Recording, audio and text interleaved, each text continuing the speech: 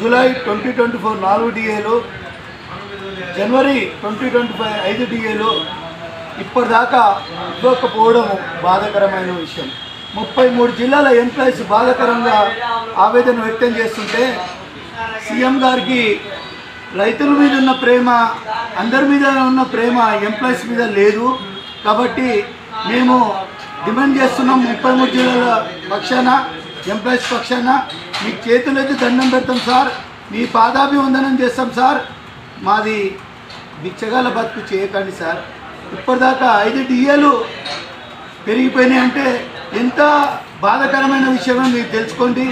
మేము ఆవేదన వ్యక్తం చేస్తున్నాము. ఖచ్చితంగా మేము సీఎం గారికి తల వంచి నమస్కారం చేస్తున్నారు. మీరు ఇస్తారని ఆశతో వెహికల్లతో ఎదురు చూస్తున్నాము సార్. మీరు గాంధీజీ మార్గంలోనే మేము ఎంప్లాయీస్ పరంగా ఉద్యోగుల లీడర్లు నడవాలనుకుంటున్నారు. మీరు ఆ రెస్పెక్ట్ అనేది ఉంచుకోండి సార్, లేకుంటే మాత్రం రాబోయే రోజుల్లో మీకే తెలుస్తుంది, ఎలక్షన్లో మీకే గుణపాఠం మరి తప్పదని నేను వ్యక్తం చేస్తూ మరొకసారి మీ చేతులెత్తి దండం పెడతా, మీ పాదాభివందనం చేస్తా.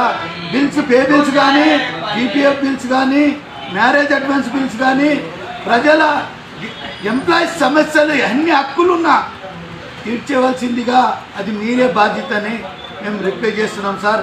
మీరు ఫైనాన్స్ మినిస్టర్కి ఆదేశాలు చెప్పినట్టయితే ఫైనాన్స్ మినిస్టర్ గారు మీరందరూ కలిసి ఒక కమిటీ వేసి అతి తొందరలో 5 డిఏలు పిఆర్సీ వెంటనే ఇస్తారని, అట్లనే ఎంప్లాయీస్ హక్కులని సాధించి తీరుతారని ఆశాభావం వ్యక్తం చేస్తూ జై తెలంగాణ, జై జేఏసీ.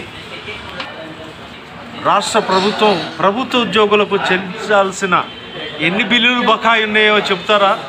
హైదరాబాద్ జిల్లా జేఏసీ ఉద్యోగుల సంఘం అధ్యక్షులు నరసింగరావుతో ముఖాముఖి.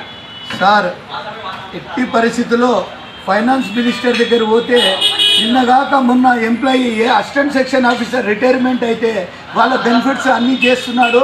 కొన్నేళ్ల సంది 3 ఏళ్ళు, 5 ఏళ్ళు, 10 ఏళ్ళ సంది ఇప్పటిదాకా రిటైర్మెంట్ ఎంప్లాయీస్కి ఏ బెనిఫిట్స్ లేక చాలా ఇబ్బంది పాలవుతారు. వాళ్ళ పిల్లలు మ్యారేజ్కి అడ్వాన్స్ లేక చాలా బాధాకరమైన విషయాలు సార్. ఇప్పటికైనా కళ్ళు తెరిచి వెంటనే పే బిల్స్, ఎంప్లాయీస్ హక్కుల గురించి ఏ బిల్స్ ఉన్నా పాస్ చేయవలసిందా ప్రభుత్వాన్ని డిమాండ్ చేస్తున్నా. ఏ బిల్స్ ఉన్నా చాలా బిల్స్ పెండింగ్లో ఉన్నాయి. గవర్నమెంట్ ఎన్నిసార్లు రిక్వెస్ట్ చేసినా కానీ చీమగుట్టైనా లేదు. కాబట్టి ఇప్పటికైనా కళ్ళు తెరవాలని, ప్రభుత్వం ఎంప్లాయీస్కి పాస్ చేయాలని ఆశాభావం వ్యక్తం చేస్తున్నా.